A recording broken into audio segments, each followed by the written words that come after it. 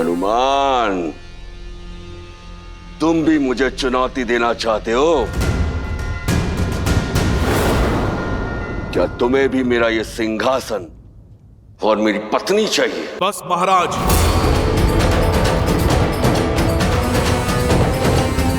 आप अपनी सीमा मत लांघिए।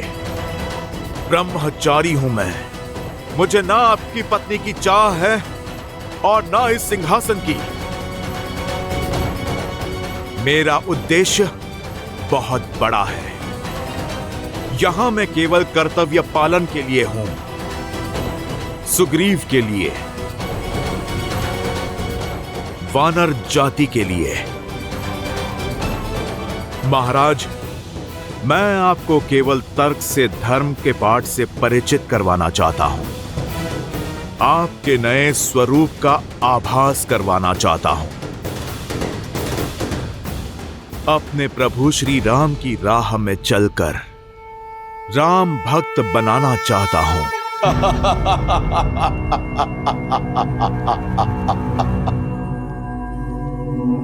कौन राम? मैं किसी राम को नहीं जानता, और जब मैं किसी को जानता ही नहीं तो मान कैसे लूं? मुझे केवल इस विश्वासघाती से प्रतिशोध लेना है। हट जाओ हनुमान, चारों से आप लोग। मुझे सिंहासन नहीं, मृत्यु चाहिए। अब मेरी मृत्यु ही मुझे निर्दोष सिद्ध करेगी।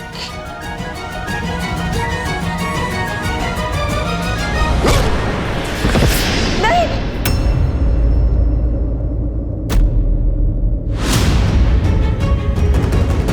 चाचा, चाचा, चाचा श्री उठिए।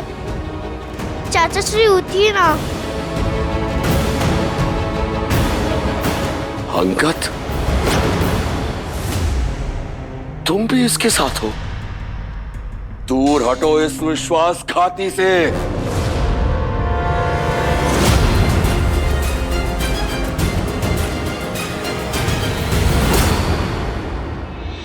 पिताश्री, चाचा श्री को मत मारिए। छोड़ मेरा पैर, मूर्ख। नहीं पिताश्री, चाचा श्री के प्राण हरने से पहले आपको अपने पुत्र का वध करना होगा। हनुमान, बाली सुग्रीव को मार देंगे। एक भाई दूसरे भाई के प्राण ले ले, इससे पहले रोक लीजिए अनर्थ। तारा!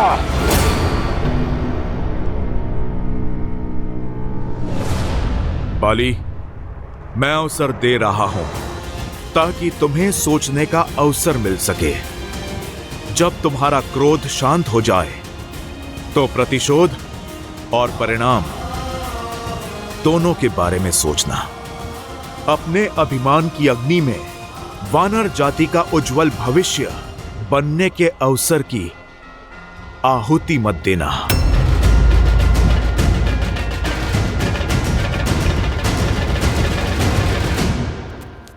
महाराज सुग्रीव, उठिए, उठिए।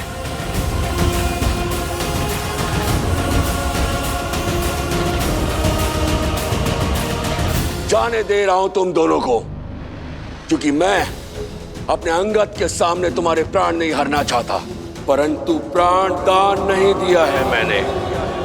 चाहे जहां भी छुप जाओ, तुम्हारा राम भी बाली के प्रकोप से नहीं बचा पाएगा तुम्हें।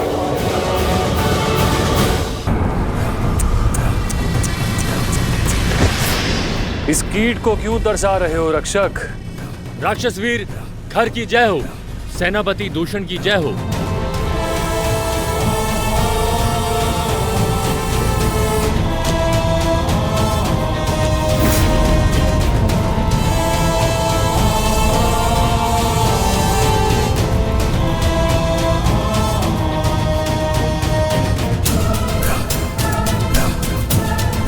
महाराज, ये उदंडी महल में घुसने का प्रयास कर रहा था। मैंने धर दबोचा। क्यों ऋषि, जीवन से मन ऊब गया है?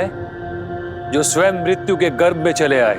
हम अपनी पत्नी लेने आए हैं, जिसे तुम दोनों दुष्टों ने अपहरण करके बंदी बनाया है। मेरी पत्नी मुझे लौटा दो, अन्यथा। क्या?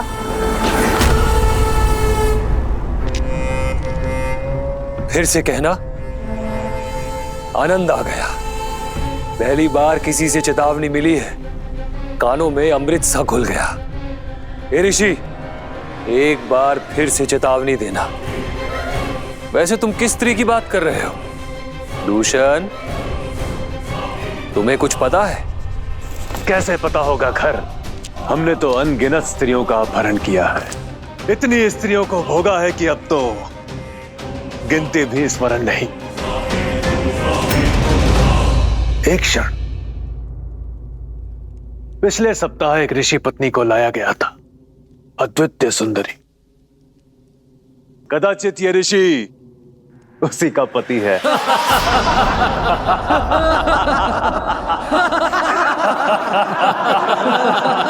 निर्लज्ज! पापी! श्राप है मेरा। जिस गति से तुम अपना पाप का घड़ा भर रहे हो, उसी गति से तुम्हारी मृत्यु तुम्हारे पास आ रही है। तुम दोनों का अंत निकट है। श्राप, श्राप वो देते हैं जिनमें संघर्ष करने की शक्ति नहीं होती, मूर्ख। दंडक अरण्य के कर्ता धर्ता है हम। राक्षस राज रावण के सौतेले भाई और प्रतिनिधि है हम लोग। इस वन के स्वामी है हम लोग। दंडक के भगवान हैं हम। अब बताओ, भगवान को मारने का साहस किसमें है? तुम में नहीं ना? तुम जानते हो कि भगवान क्या कर सकता है? जानते हो?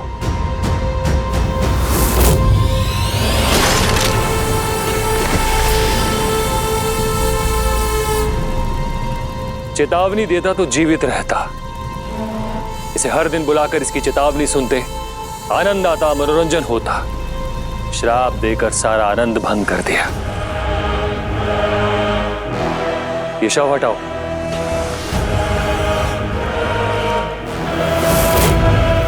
भैया,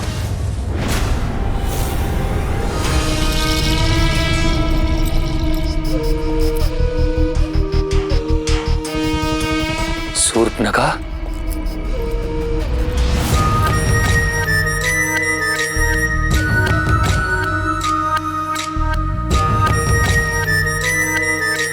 आज लंका छोड़ के दंडकारण्य में कैसे आना हुआ? रावण भैया की आज्ञा का पालन करने।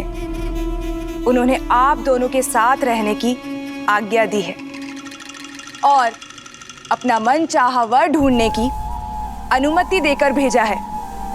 भैया, आप दोनों मेरी सहायता करेंगे ना? निसंदेह लंकेश की आज्ञा का पालन अवश्य होगा। क्योंकि हमारी नीति के अनुसार इस वन में पग धरने वाली प्रत्येक स्त्री हमारी संपत्ति होती है और सभी पुरुष मेरे खिलौने।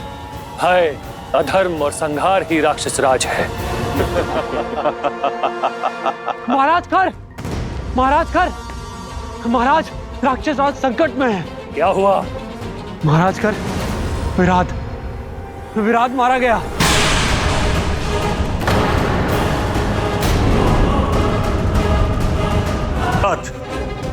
महाकाय महाबली, जिसे किसी भी शस्त्र से मारा नहीं जा सकता, वो कैसे मारा गया?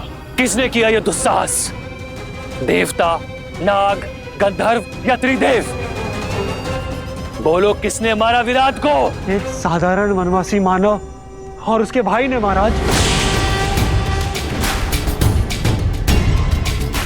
असंभव। किसी भी मानव में इतना बल नहीं कि वो विराट का अंत कर सके। असंभव को संभव होते हुए देखा है मैंने, इसलिए दौड़कर आपको सूचना देने चला आया। स्वयं उनके युद्ध कौशल का साक्षी हूं महाराज। वनवासियों के भेष में वो कोई क्षत्रिय है।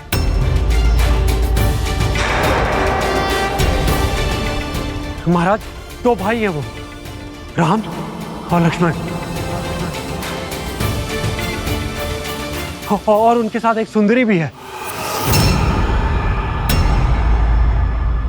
3 मनुष्य दंडक आरण्य में उन्मुक्त घूम रहे हैं। साहसी वनवासी, उसका भाई और पत्नी भी।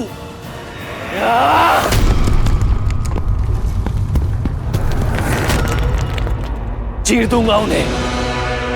दंडक अरण्य के राक्षस राज को चुनौती देकर कोई जीवित नहीं रह सकता। एक क्षण खर भैया, उस स्त्री का विवरण दो। कैसी दिखती है वो? अनुपम सौंदर्य है उस स्त्री का। हिरनी सी आंखें, गज सी चाल, पुष्प सी कोमलता, देव तुल्य तेज है। एक बार कोई देख ले तो मंत्रमुग्ध हो जाता है। ऐसी सुंदरी तो संपूर्ण संसार में केवल एक ही है। मिथिला की राजकुमारी सीता।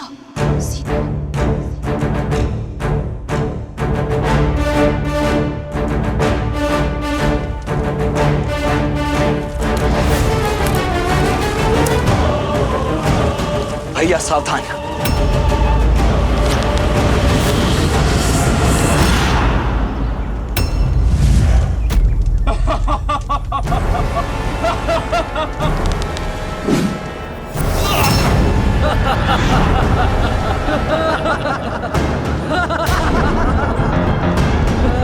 लक्ष्मण, यज्ञ भंग नहीं होना चाहिए। जी भैया।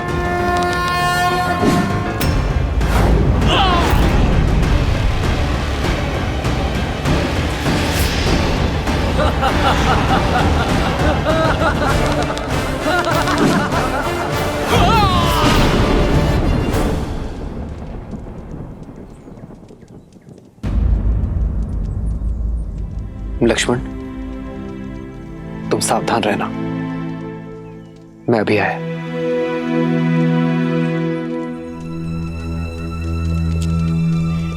क्या हुआ सीते? कुछ नहीं आ रहा। एक पति और पत्नी के बीच रहस्य कब से रहने लगे? ऐसी कोई बात नहीं यार। तो चिंता का कारण बताओ सीता। एक पति और पत्नी के बीच ना ही दुख छुपे रहने चाहिए, ना ही सुख, और ना ही कोई चिंता। मुझे ये सब देखकर उचित नहीं लग रहा है।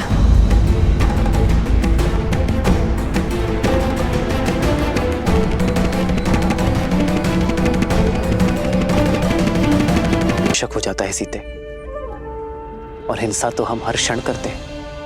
हम जब श्वास लेते हैं तो न जाने कितने सूक्ष्म जीव मारे जाते हैं। हम जब धरा पर चलते हैं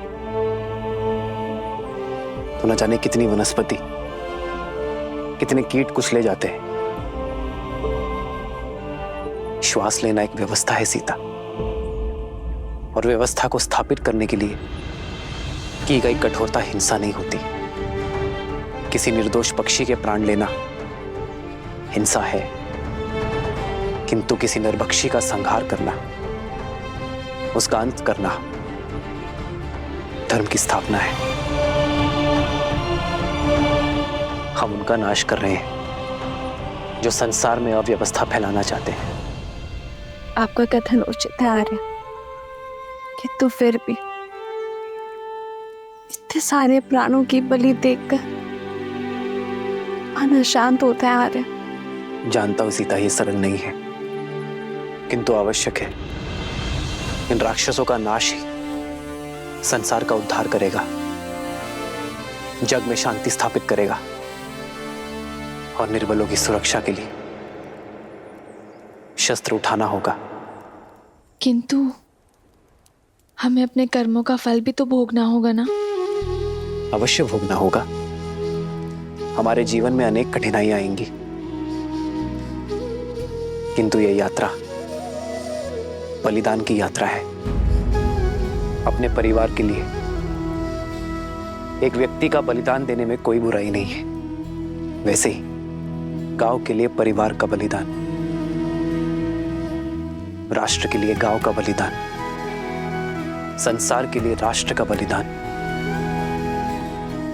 और धर्म के लिए संसार का बलिदान। तो बताओ सीता, तुम मेरा साथ दोगी?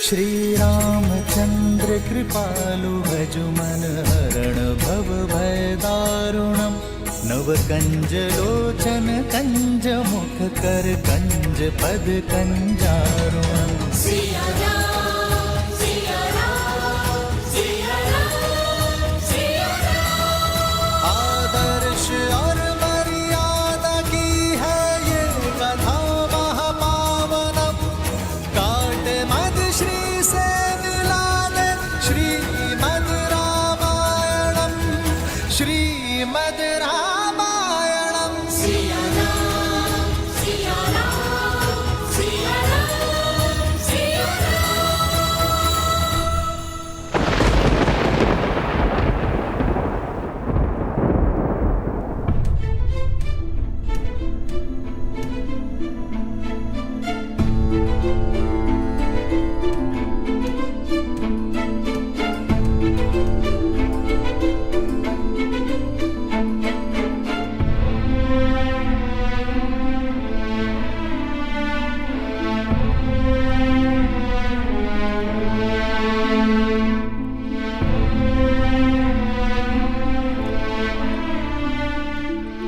मुझे भान है कि तुमने बाली को प्राणदान क्यों दिया है हनुमान। वानरों की नियति से अनभिज्ञ नहीं हूं मैं। जामवंत जी, बाली कभी बुरा नहीं था, पर क्रोध ने उसकी बुद्धि भ्रष्ट कर दी। सुग्रीव बाली विवाद में मैं वानरों की शक्ति की हार स्वीकार नहीं कर सकता था, इसलिए मुझे हस्तक्षेप करना पड़ा। मुझे आशा है कि बाली अपना अभिमान त्याग महाराज सुग्रीव को अपना ले, तो वानरों की सफलता का उदय हो जाए। पर तुम्हारी आशा टूटती दिखती है मुझे। बाली हमारा साथ कभी नहीं देगा। भ्रम के मेघों से यदि अपमान का चक्रवात मिल जाए तो विनाश कोई नहीं रोक सकता हनुमान। बाली का अभिमान ही उसके अंत का कारण बनेगा।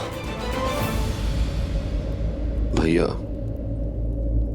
बाली भैया,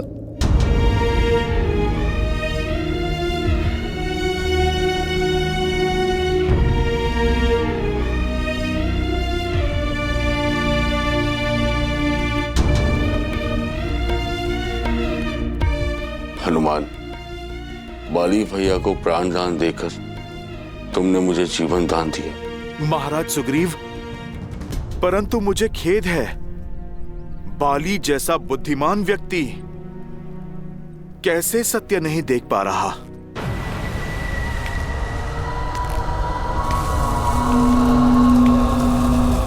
बाली आ रहा है सुग्रीव, और वो तुमसे अपना प्रतिशोध लेगा। भैया, बाली भैया, उस ओर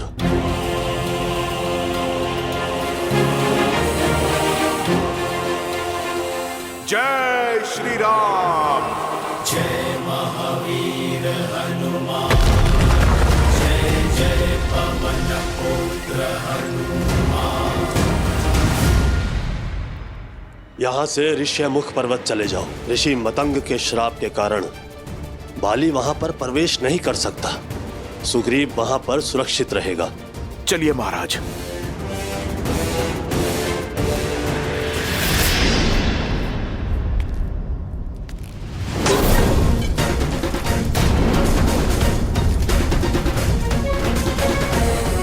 मुझसे बचकर नहीं जा सकते हो तुम सुग्रीव। मैं तुम्हें पाताल से भी खोज लूंगा। ऋषिमुख पर्वत पर पहुंचने से ही पहले मार दूंगा मैं तुझे।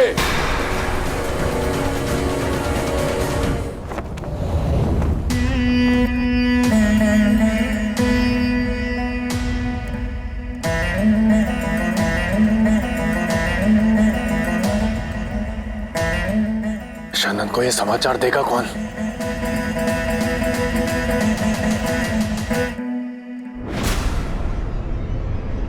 भय की गंध मुझसे छुपती नहीं खर। और उससे भी बड़ी बात, ये गंध मुझे भाती नहीं।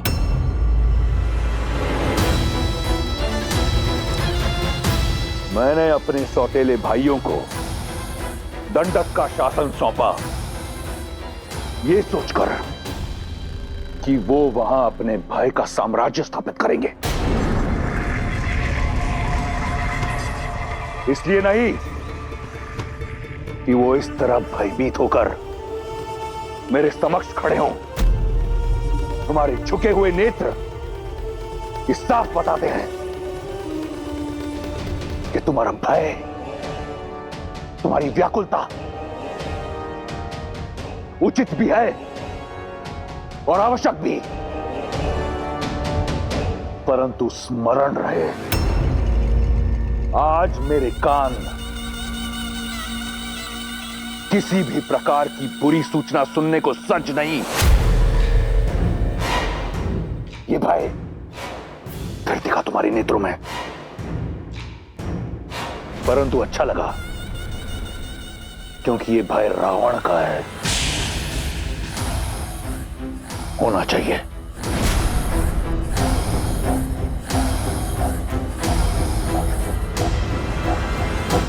भयदान दिया तुम्हें, बोलो। भैया,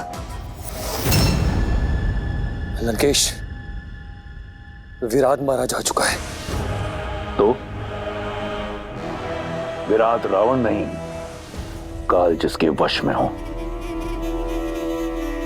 परंतु लंकेश, विराट का संहार एक वनवासी मनुष्य के हाथों हुआ है। किंतु वो एक साधारण व्यक्ति नहीं है। अयोध्या नरेश दशरथ के पुत्र राम और लक्ष्मण है, और उनके साथ एक सुंदरी भी है, राम की पत्नी मिथिला कुमारी सीता।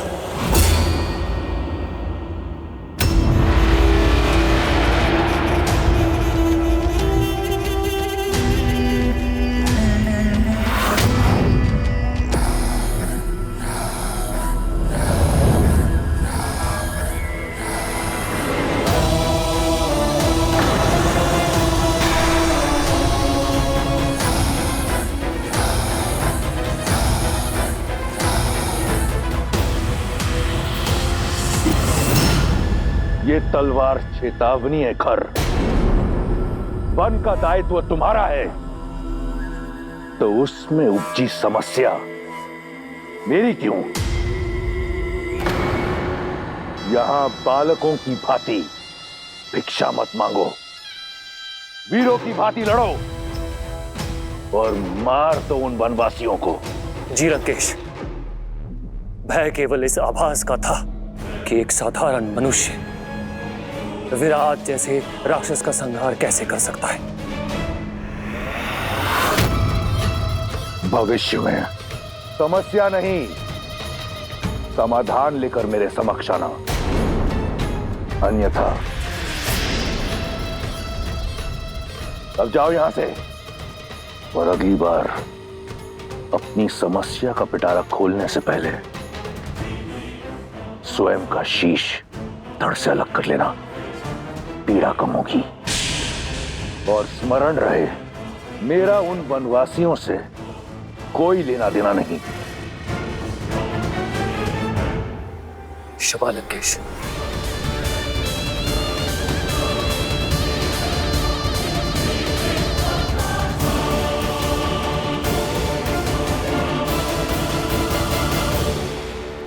नहीं स्वामी, ऐसा मत कीजिए। क्यों ना करूं? उसने मेरे स्वाभिमान को ठेस पहुंचाई है। मुझे नीचा दिखाने के लिए उसने तुम्हें अपनी पत्नी बनाया। अब प्रतिशोध का एक ही मार्ग है, रूमा से विवाह। ऐसा अनर्थ मत कीजिए स्वामी। क्यों? क्यों ना करूं? वो करे तो नियम और मैं करूं तो अनर्थ। जो नियम सुग्रीव पर लागू होता है, तुम पर लागू होता है, वो मुझ पर क्यों नहीं? क्योंकि सुग्रीव ने आप ही के आदेशानुसार उस गुफा के मुख पर चट्टान रखी थी। आप ही के आदेश पर उसने किष्किंधा को संभाला था।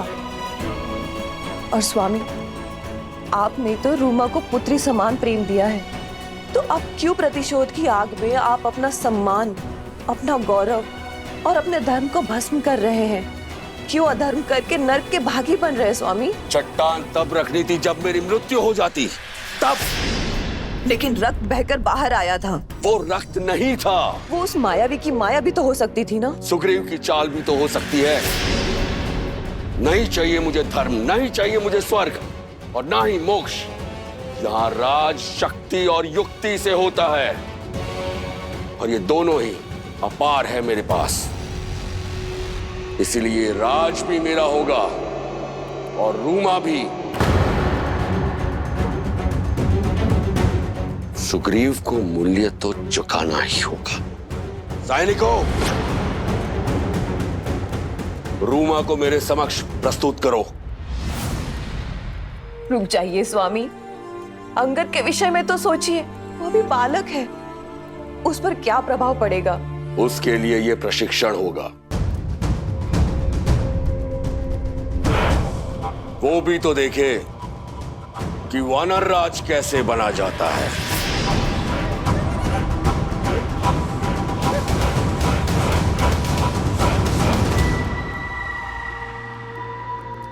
ज्येष्ठ श्री? ज्येष्ठ श्री नहीं, स्वामी कहो।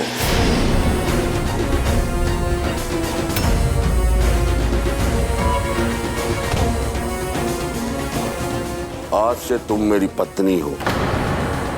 आज रात्रि मैं सुग्रीव का वध करके तुम पर अपना अधिकार रखूंगा।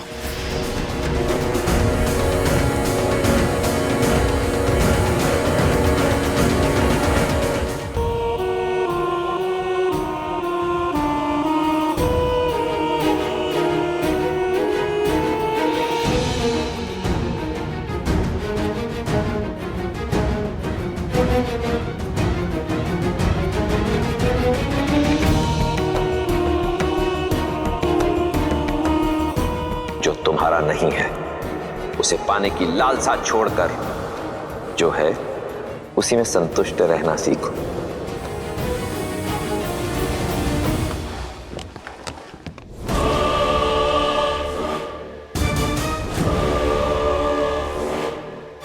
किसने किया ये दुस्साहस? किसे अपने प्राणों से प्रेम नहीं? समक्ष आओ। क्षमा करे भैया, ये दुस्साहस मैंने किया है, क्योंकि मैं आपको किसी भ्रम में नहीं देख सकती। भ्रम?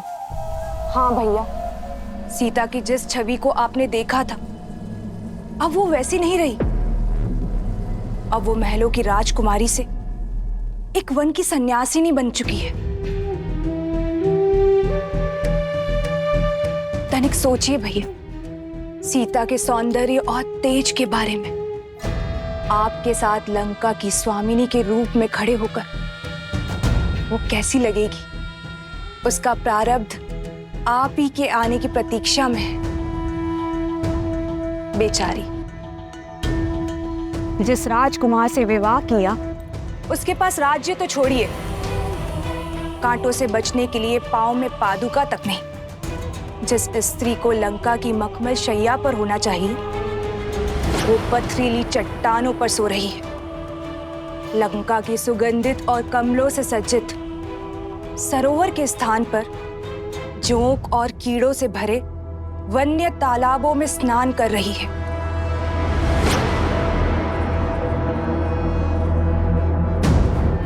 सीता लंका के लिए बनी है और लंका सीता के लिए। ये शब्दों का खेल मेरे साथ मत खेलो। मैंने तुमसे परामर्श नहीं मांगा, आदेश दिया था दंडक में निवास करने का। जाओ। भैया, मैं आपके भीतर चल रहे इस द्वंद्व को समझती हूँ। चाहे वर्षों लग जाए, उस घने विशाल दंडक वन में मैं खोजूंगी सीता को। आपके समक्ष तभी आऊंगी जब उन दोनों भाइयों के अंत का कारण बनूंगी। न राम, न लक्ष्मण और न ही कोई ऋषि साथी, कोई भी रावण की बहन के इस प्रकोप से बच नहीं पाएगा। सीता पर केवल मेरे भाई लंकेश का अधिकार होगा।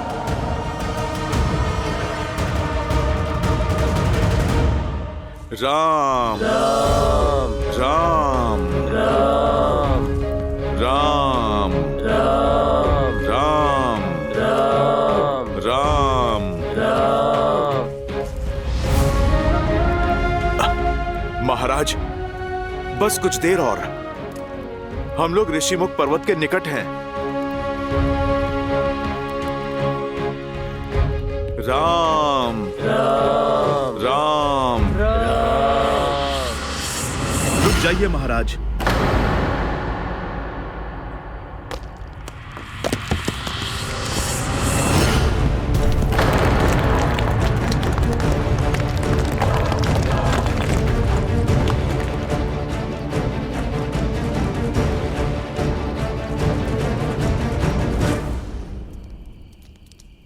महाराज, आप चलिए।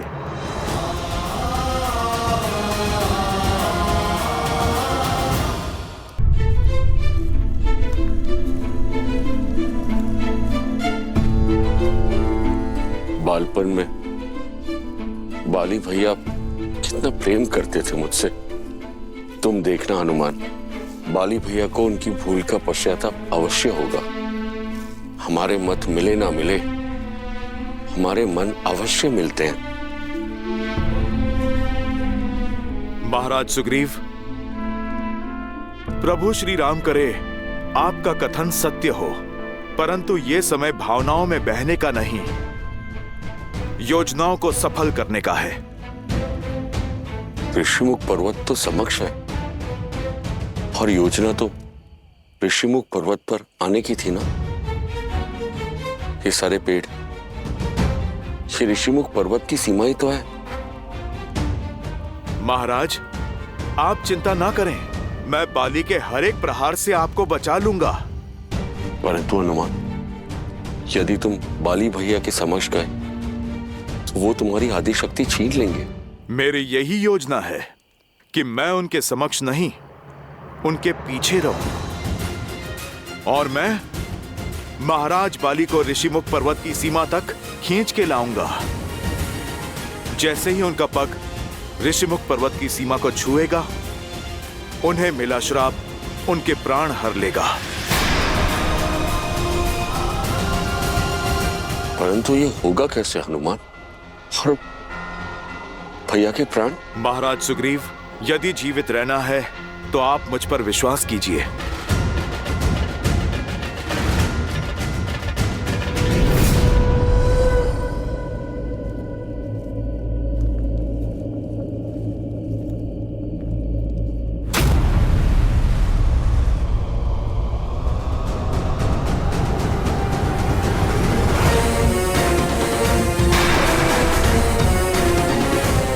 मुझे देखकर भाग रहा है कायर?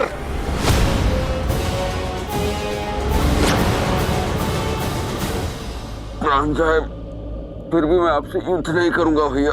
अब प्राणों के सिवाय बचा क्या है तेरे पास कायर? अब तो राज्य भी मेरा और रूमा भी। अब मत रोकिएगा महाराज सुग्रीव।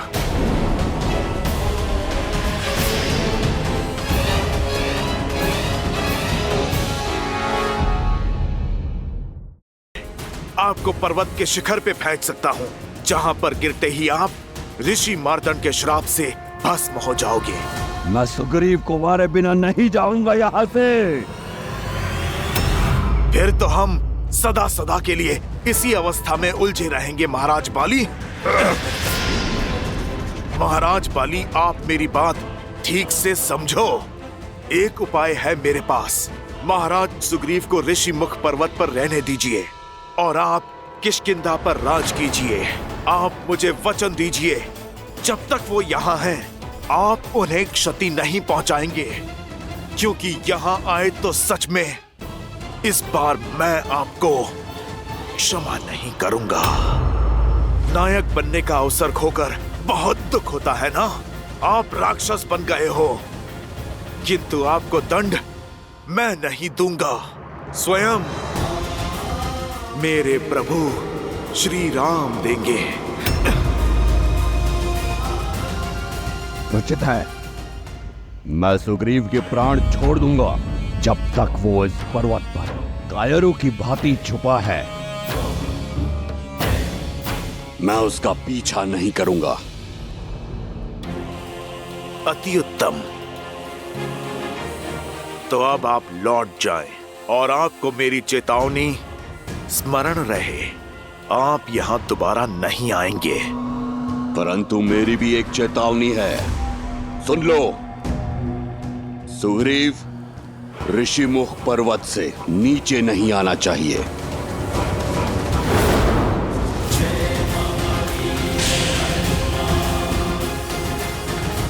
बाली, जल्द से मेरी शक्ति भी ले लो, तो भी मुझसे युद्ध करने के लिए तुम्हें सीमा को लांघना होगा।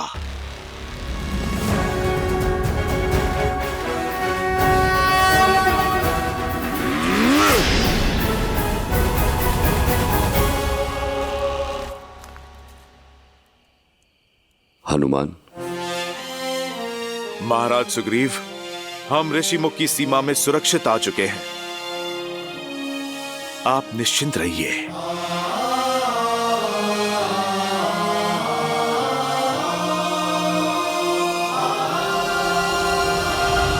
धन्यवाद हनुमान, तुमने जीवन दान दिया है मुझे, किंतु मेरा दुर्भाग्य देखो, मेरे अपने ही भाई ने मुझसे मेरी पत्नी, मेरा घर, मेरा राज्य सब छीन लिया। महाराज सुग्रीव, अधर्म का वृक्ष तेजी से पनपता है और उतने ही तेजी से काटा भी जाता है। बाली का नाश अवश्य होगा, क्योंकि धर्म के रक्षक मेरे प्रभु श्री राम आ रहे हैं। जय श्री राम। जय श्री राम। श्री रामचंद्र कृपालु भजुमन हरण भव भय दारुणम नव कंज लोचन कंज मुख कर कंज पद कंजारुणम।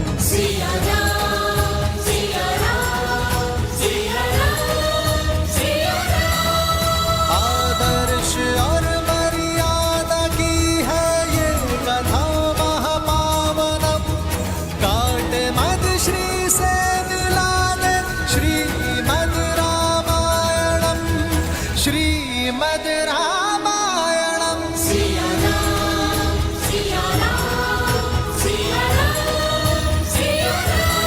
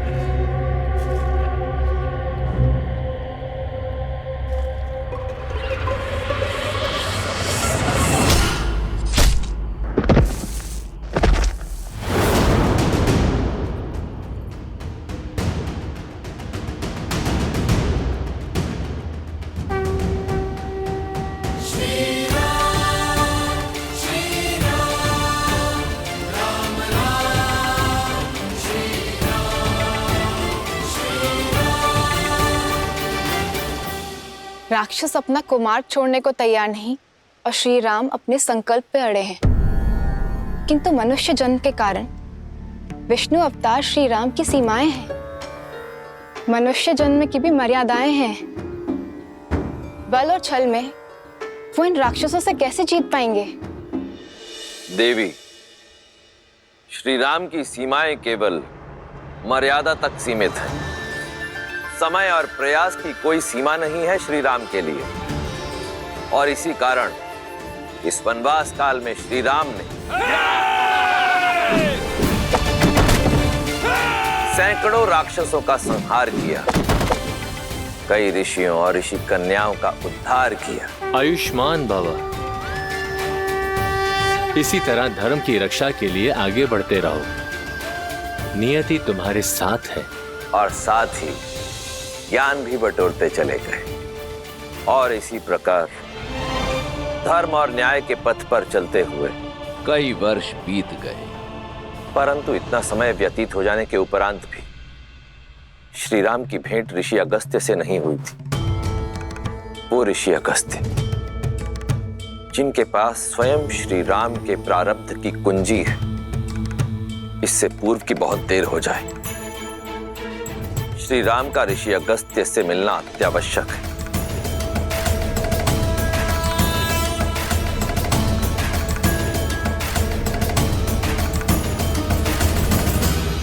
लक्ष्मण जी भैया, क्या बात है, तुम व्यथित लग रहे हो? इस वन में भटकते हुए लगभग कई वर्ष बीत गए भैया,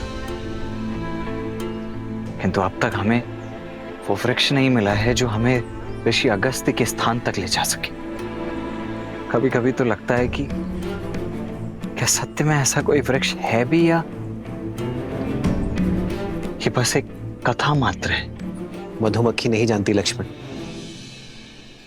कि जिन पुष्पों से वो रस इकट्ठा कर रही है उसका कण भी संसार में फैला रही है। हम पथिक है लक्ष्मण, और पथिक का कर्तव्य होता है बिना कर्म फल की इच्छा की अपने कर्तव्य पथ पर चलते रहना, बिना आस लगाए निरंतर प्रयास करते रहना। और फिर क्या पता, जिसे हम निरंतर खोज रहे हैं वो हमारे नेत्रों के सामने हो, बस हम उसे देख ना पा रहे हो।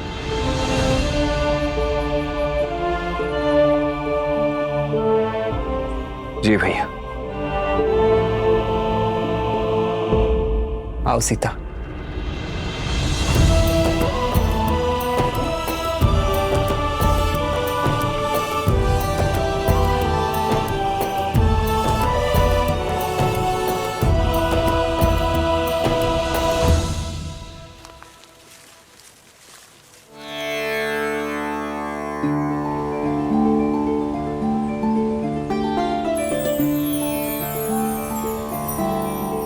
संध्या काल होने को है, आज रात्रि हमें यही विश्राम करना चाहिए। जी भैया।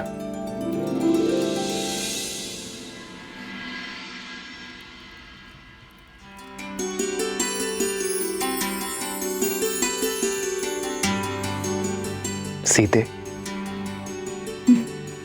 विवाह से पूर्व की रात्रि स्मरण है तुम्हें? नहीं तो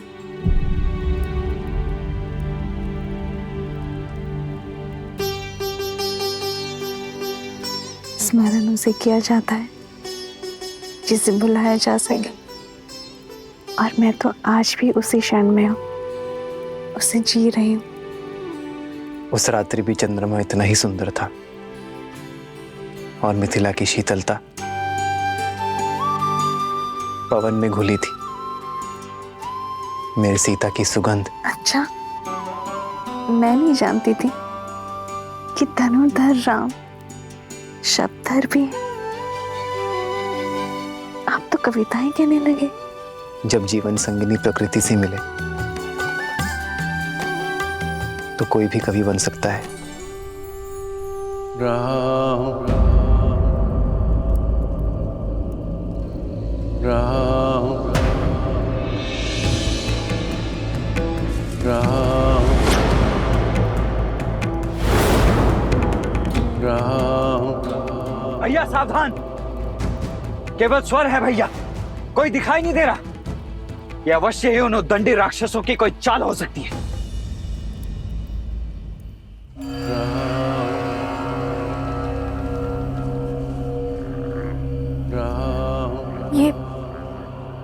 कैसी ध्वनि आ रही? जो भी है, शुभ तो नहीं है भाभी। ऐसा प्रतीत हो रहा है जैसे ये संपूर्ण वन वेदना के सागर में डूबा हुआ है।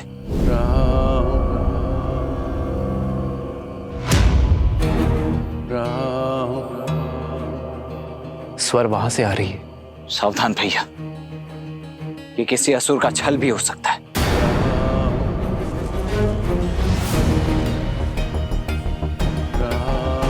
भैया, वन में पग मैंने आपकी सेवा और सुरक्षा के लिए ही धरा है, इसीलिए आगे तो मैं ही चलूंगा।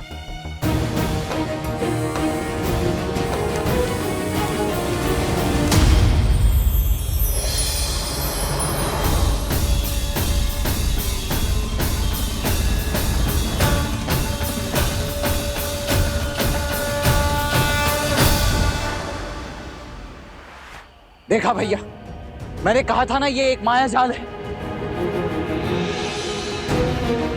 हमें यहां से चलना चाहिए भैया।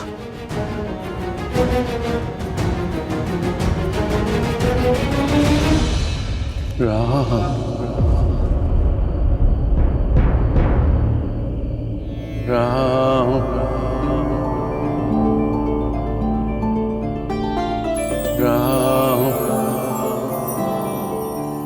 नहीं लक्ष्मण, इस वृक्ष की पुकार में छल का सार नहीं, करुणा का संसार सुन रहा हूं मैं।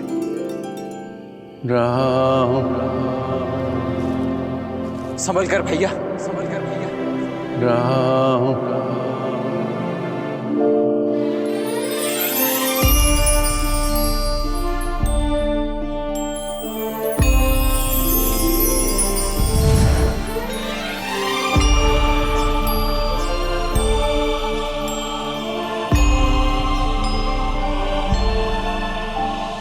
भैया, लगता है हमारी खोज संपन्न हुई।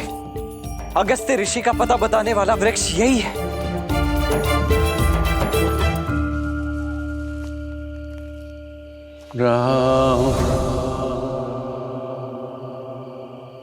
किसी वेदना में हो मित्र?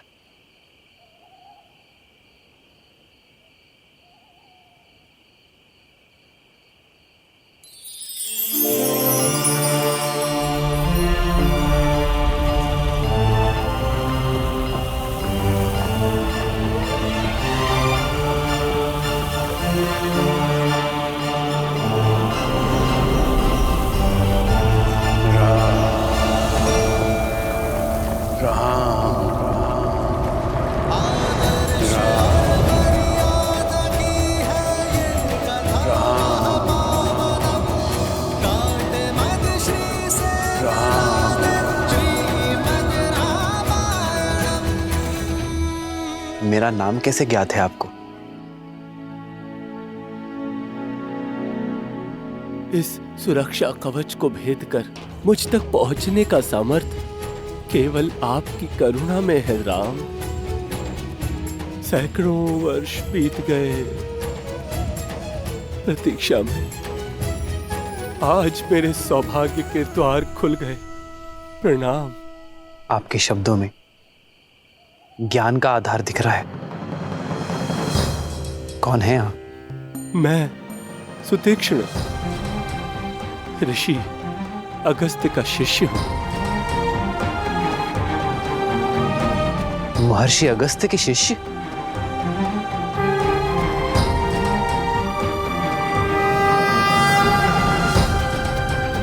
कहाँ थे आप ऋषिवर? यदि आप थोड़ा पहले मिल जाते तो आपके और हमारे कई वर्ष बच जाते। आपको ज्ञात नहीं है कि ऋषि अगस्त्य को हमने कहां कहां नहीं ढूंढा है। अब तो ऐसा प्रतीत होता है जैसे हमारा जीवन सफल हो गया। अब शीघ्रता कीजिए, बताइए कि आपके गुरुदेव ऋषि अगस्त्य हैं कहां? वर्षों में ही थक गए।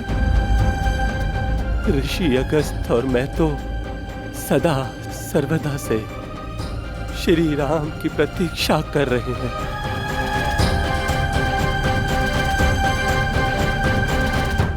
अंत किए देते हैं जी।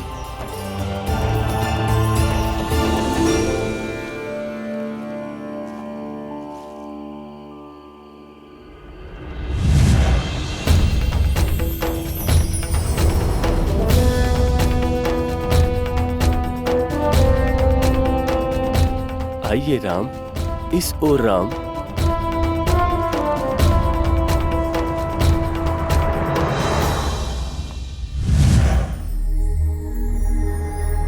देव ऋषि के आश्रम में आपका स्वागत है।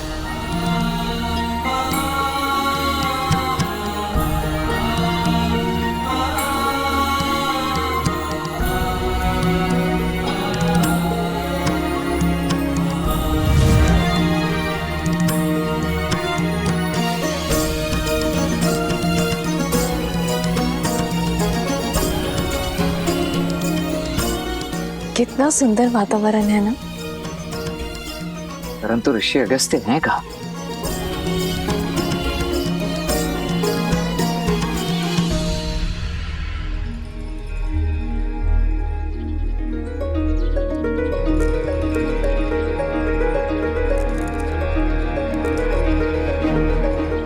सामने देखो लक्ष्मण,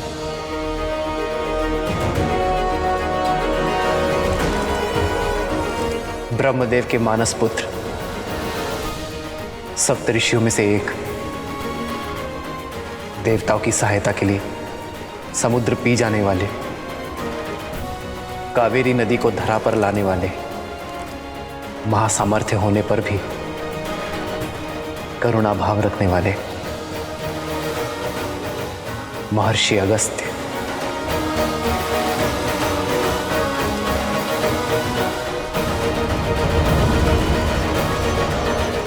आ गए राम।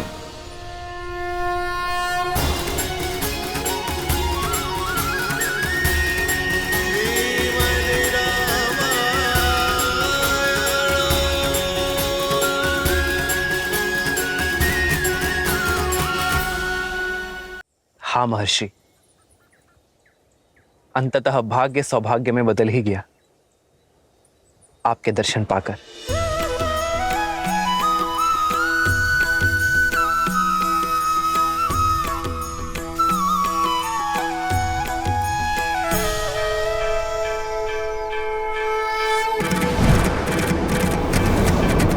जय जय अविनाशी सब घटवासी व्यापक परमानंदा अभिगत बोधितम चरित पुनीतम माया रहित गोविंदा। श्री राम श्री राम श्री राम श्री राम श्री राम श्री राम श्री राम। यशस्वी भव। मन कहता है वर्षों की प्रतीक्षा की सुखद अंत और मेरे श्री राम सदा के लिए यहीं रुक जाएं। पर मैं जानता हूं आपका उद्देश्य बहुत बड़ा है और उद्देश्य पूर्ण करने के लिए समय सीमित है। परीक्षा की घड़ी समीप है और आगे का मार्ग अत्यंत कठिन है। हर दिन धैर्य और बल क्षीण होता जाएगा। इसीलिए तो हम आपके पास आए महर्षि। मार्ग चाहे जितना कठिन हो, गुरु का मार्गदर्शन उसे सरल बना ही देता है। तुमने ठीक कहा राम, किंतु एक सत्य और है। तुमने अभी तक जितने भी राक्षसों का नाश किया है, लेकिन आने वाले मायावियों के समक्ष वे सभी बहुत तुच्छ हैं। खरदूषण के पापों का अंत कर तुम्हें महाबली राक्षस राज रावण से लड़ना होगा। यदि वो महाबली है तो हम भी रघुवंशी हैं। हमसे ना रावण बच पाएगा और ना ही उसकी सेना। लक्ष्मण, मेरा अनुज भोला है ऋषिवर, शीघ्र ही आवेश में आ जाता है। उसे क्षमा कर दे और हमें आगे का मार्ग बताए। राम, तुम्हारे वनवास का ही अंतिम चरण है। जैसे भोर के निकट आने से रात की कालिमा और लंबी होती चली जाती है, आगे आने वाले संकटों में तुम्हारी सहायता के लिए मेरे पास कुछ है।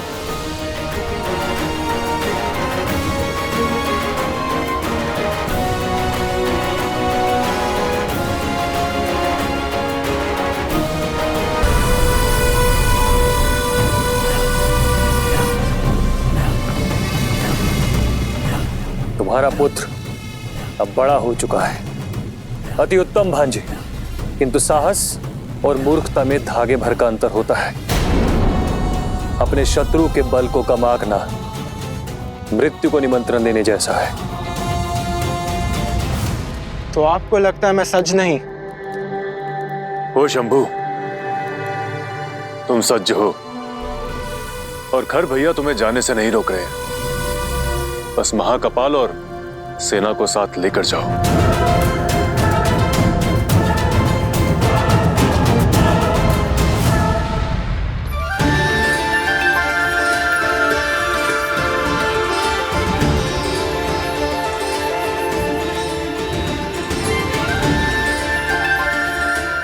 ये दिव्य खड़क तुम्हारा हुआ लक्ष्मण, कर्तव्य निर्वहन में उपयोगी सिद्ध होगा। इसकी धार के आगे कोई माया नहीं टिकेगी।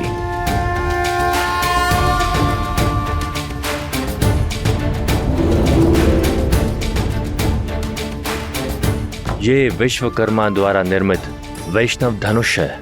इसकी विशेषता यह है कि इसकी प्रत्यंचा पर चढ़ाया एक तीर अनेक तीर में गुणित हो जाता है।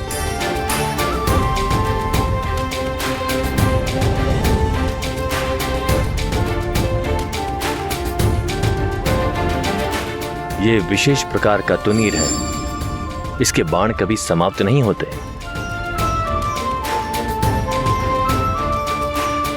धन्यवाद ऋषिवर। आपके आशीर्वाद और उपहार से मैं अपना धर्म निभाऊंगा।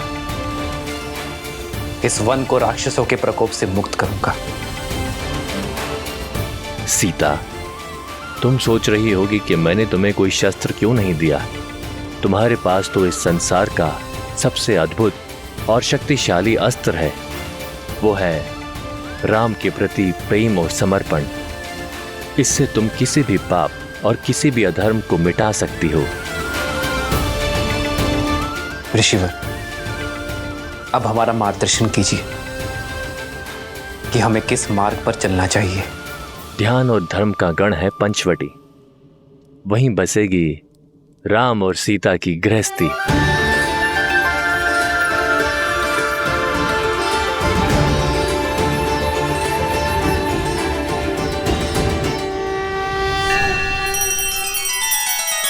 श्री रामचंद्र कृपालु भजुमन हरण भव भय दारुणम। नव कंज लोचन कंज मुख कर कंज पद कंजारुणम।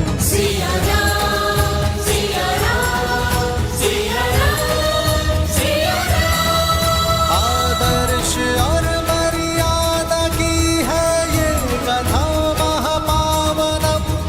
काट मद श्री से मिला दे श्रीमद रामायणम। श्रीमद रामायणम। सिया राम, सिया राम, सिया राम, सिया राम। चाहो वो वनवासी मिले, समाप्त करना उन्हें। हमें उन्हें अवसर नहीं, मेरी माता को फेर देनी है।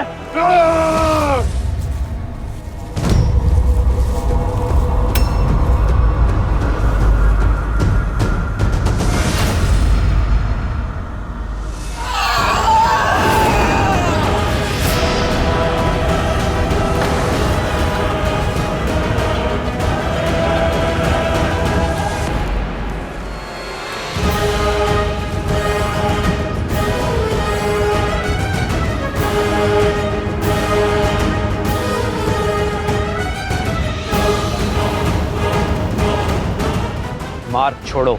राक्षसों का मार्ग तुमने काटा है। पर जो समस्या ना बने, वो राक्षस हमारा शत्रु नहीं। हमारी मंशा किसी को क्षति पहुंचाना नहीं। क्षति तो अब हम पहुंचाएंगे, तुम्हारे गौरव को, तुम्हारे सम्मान को।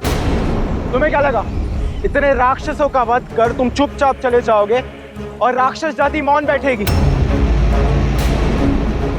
हम प्रतिकार लेंगे। यदि लेना ही है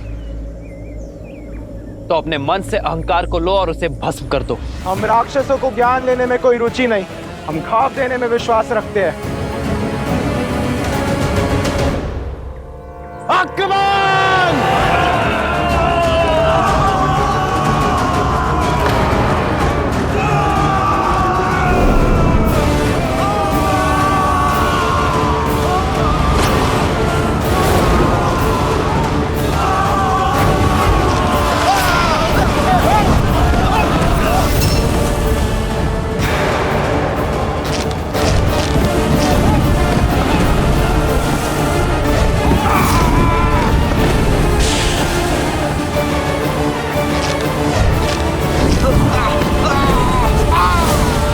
ऋषि अगस्त्य की भेंट तो उनकी ही भांति अद्भुत है भैया। युद्ध का आनंद तो 2 गुना हो गया है। इनको बांट दो तो इनकी शक्ति बढ़ जाएगी। मैं बड़े को संभालता हूँ शंभु कुमार, आप उस छोटे को आहार बनाएं। बाकी सैनिक उस सुंदरी को घेरेंगे।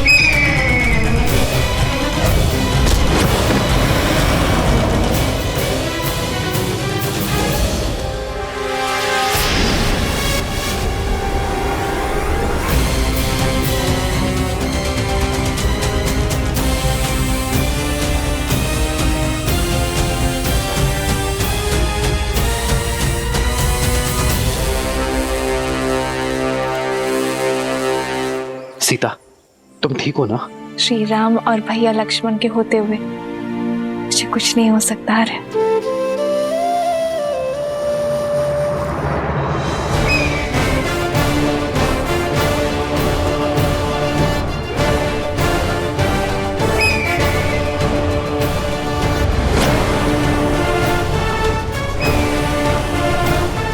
नहीं लक्ष्मण, भैया ये भी अवश्य ही कोई मायावी है, अन्यथा पक्षी इतने बड़े थोड़ी ना होते। मित्र और शत्रु के बीच भेद करना सीखो लक्ष्मण। इन्होंने सीता को बचाया है, हमारी सहायता की है। ये जो भी है शत्रु अवश्य नहीं है।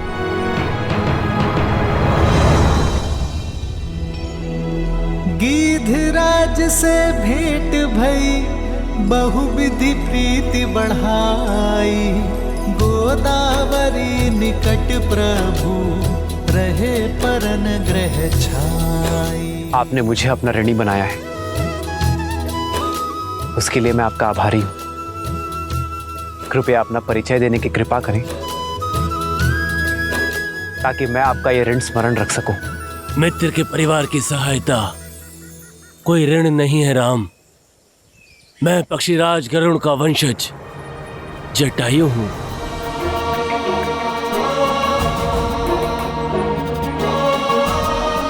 पक्षीराज जटायु, मैंने अपने पिताश्री अयोध्यापति महाराज दशरथ से आपके वीरता और मित्रता की कई कथाएं सुनी हैं अपने बालपन में। हमारा प्रणाम स्वीकार करें।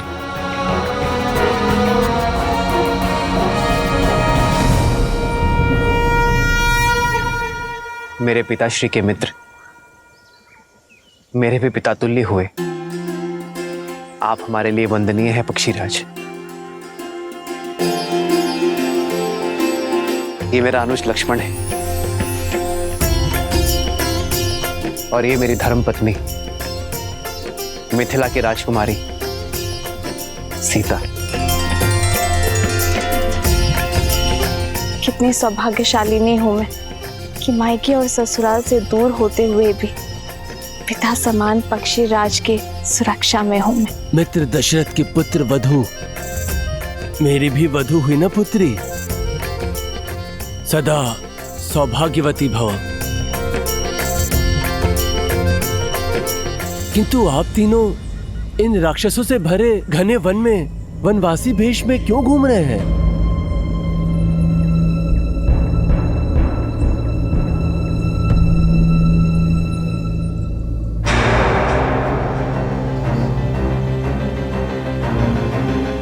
ऐसी सुंदरी तो पूरे ब्रह्मांड में दूसरी नहीं है। इन दोनों को मारने के पश्चात मामा रावण के लिए भेंट नहीं। माता इस भेंट से बहुत प्रसन्न होगी। ये मेरे लिए जीत का पुरस्कार बनेगी। कायरता की हर सीमा लांगी है तुमने। बिना उद्देश्य पूर्ति के लौट आए, वो भी अकेले। मेरे पुत्र शंभू कुमार की रक्षा के लिए गए थे ना, और उसे ही छोड़ा है। तुम जीवित कैसे आ सकते हो महाकपाल, जब तुम्हारे स्वाभिमान का वध कर दिया उस राम ने। क्षमा प्रार्थी हूँ, किंतु क्या करता। पलक झपकते ही उन दोनों भाई और पक्षी ने हमारी सेना को ध्वस्त कर दिया। बड़ी कठिनाई से अपने प्राण बचा के सिर्फ आपको ये संदेश देने आया हूं कि शंभू कुमार को मैंने भागते हुए देखा है। प्रतीक्षा कीजिए, वो आता ही होगा। दशानन की बहन हूं, एक ही लहू दौड़ता है हम दोनों की धमनियों में। मैं प्रतीक्षा नहीं कर सकती हूं। मैं स्वयं जाऊंगी अपने पुत्र को ढूंढने।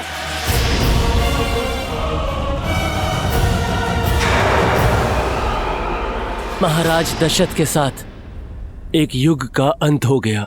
वो केवल मेरे परम मित्र ही नहीं थे, किंतु एक धर्मनिरपेक्ष राजा, एक न्यायोचित सम्राट भी थे। एक महान योद्धा खोया है संसार ने देवासुर संग्राम में। अन्याय के विरुद्ध लड़ने का निर्णय लेने में एक क्षण नहीं लगाया उन्होंने। मुझे गर्व है राम, यहाँ दोनों भाई उन्हीं के पथ पर चल रहे हैं। अन्याय के विरुद्ध ये यात्रा सरल नहीं है, किंतु निश्चिंत रहना राम, मैं आकाश से सदा तुम तीनों पर दृष्टि रखूंगा। पर फिर भी सावधान रहिएगा। पंचवटी दिखने में जितना सुंदर है उतना ही भयंकर भी। यहाँ प्रत्यक्ष और प्रमाण में अधिक अंतर नहीं है, पग पग पर संकट है। धन्यवाद पक्षीराज, आपकी चेतावनी में स्मरण रखूंगा।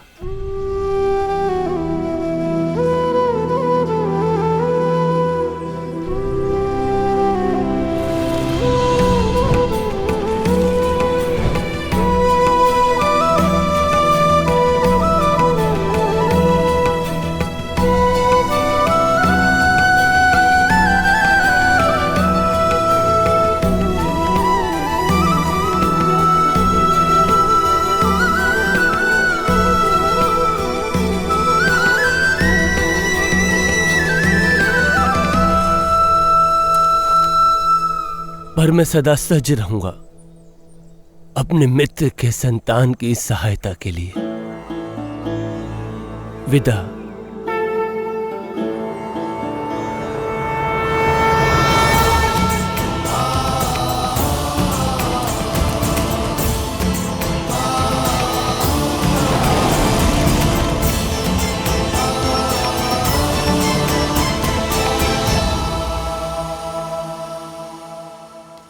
शंभू, कहाँ हो पुत्र? शंभू, शंभू कुमार।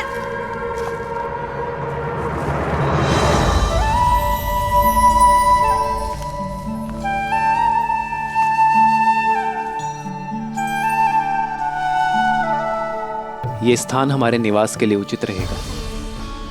ये पथरीला पर्वत हमारी रक्षा करेगा।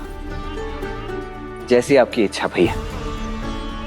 मैं अभी यहाँ कुटिया बनाने की सारी तैयारियां आरंभ करता हूँ।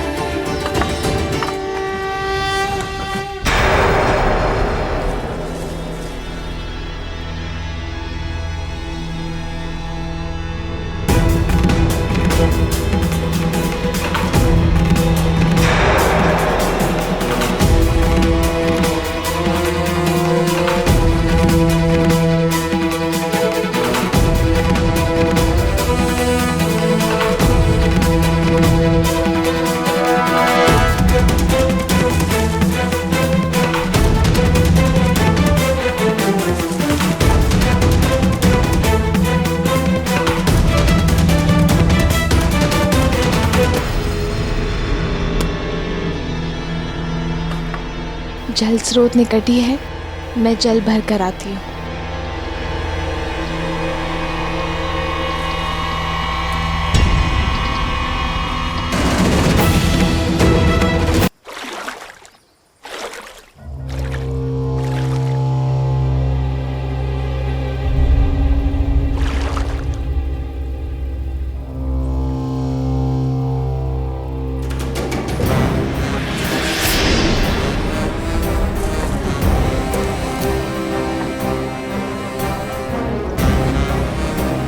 भाभी माँ,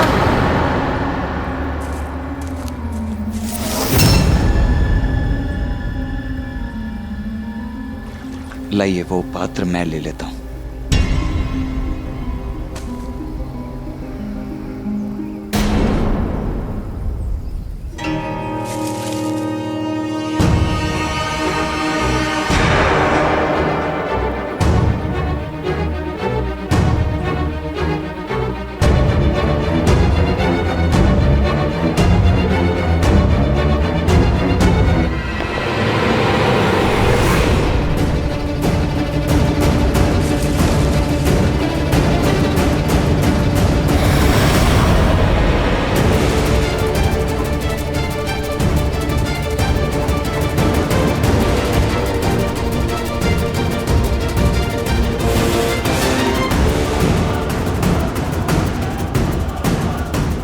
क्या देख रहे हो लक्ष्मण भैया? चले, भोजन भी बनाना है। जी भाभी, आप चलिए, मैं अभी आया।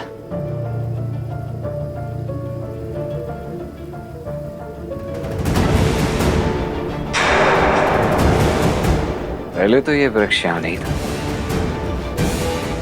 अचानक यहाँ कैसे आया?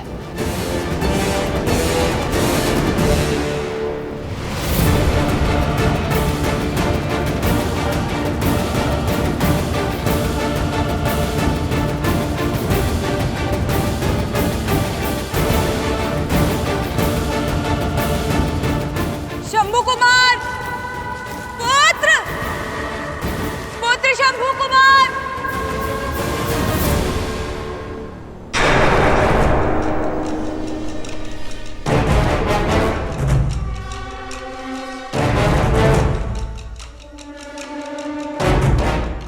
ये कैसा पेड़ है जिसकी जड़ें भूमि में नहीं है?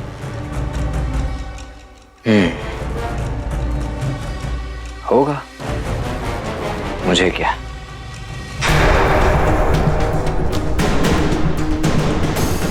पुत्र शंभू कुमार, कहाँ हो पुत्र?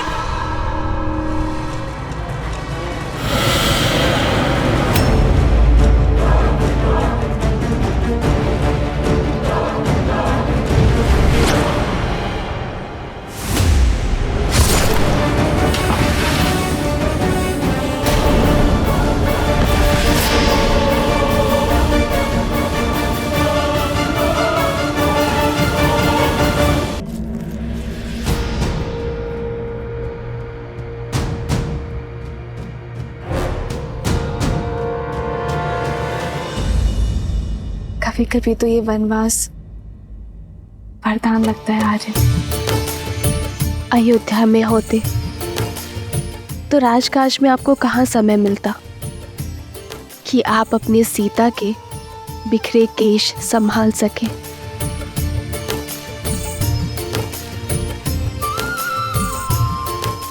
लाइए, अब मैं आपके केश संभाल देती हूँ।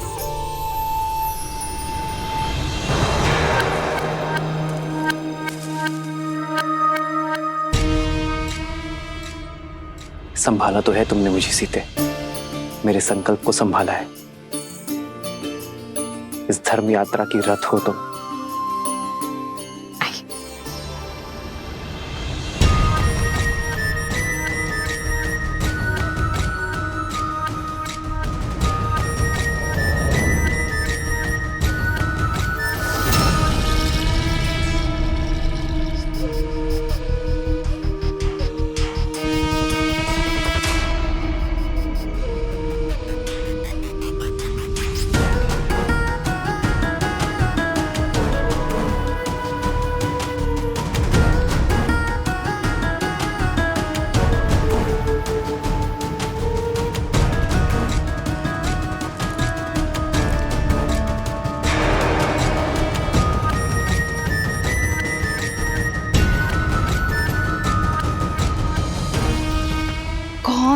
वही दिव्य पुरुष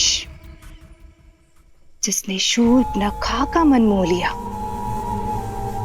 इतना सुंदर मन भावन पुरुष अवश्य यही राम है और ये सीता। जिस आशा से भैया ने मुझे दंडक में भेजा था, आज वो पूरी होती दिखाई दे रही है।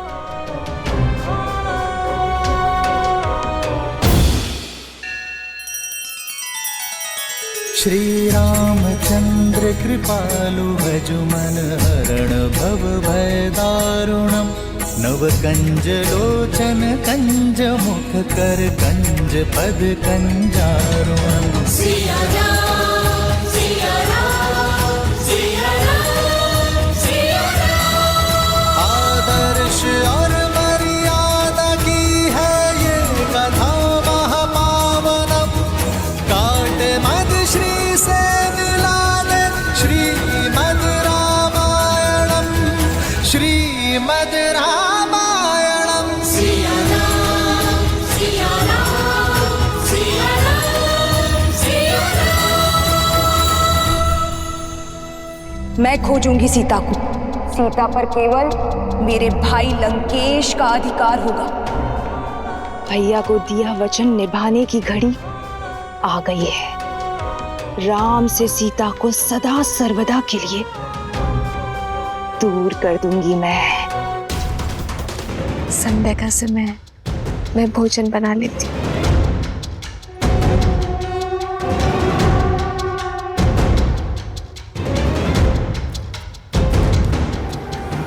अंततः मेरे योग्य वर की खोज समाप्त हुई। एक ही तीर से 2 लक्ष्य साधूंगी मैं। भैया रावण को सीता मिलेगी और मुझे ये मन भावन राम।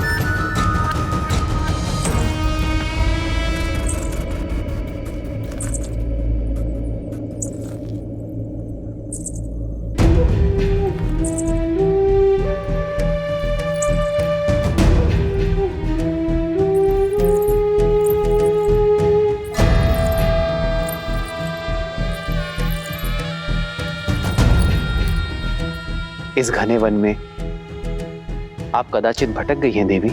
भटक तो मैं अब तक रही थी, किंतु अब मुझे मेरा लक्ष्य प्राप्त हो गया है।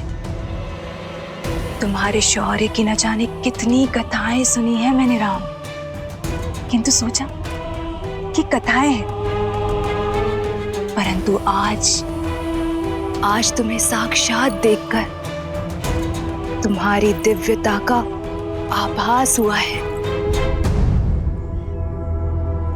तुम्हारा ये यौवन, तुम्हारे मुख पर ये सूर्य सा तेज और तुम्हारी ये बलिष्ठ भुजाएं और ये निश्चल हंसी, किसी का भी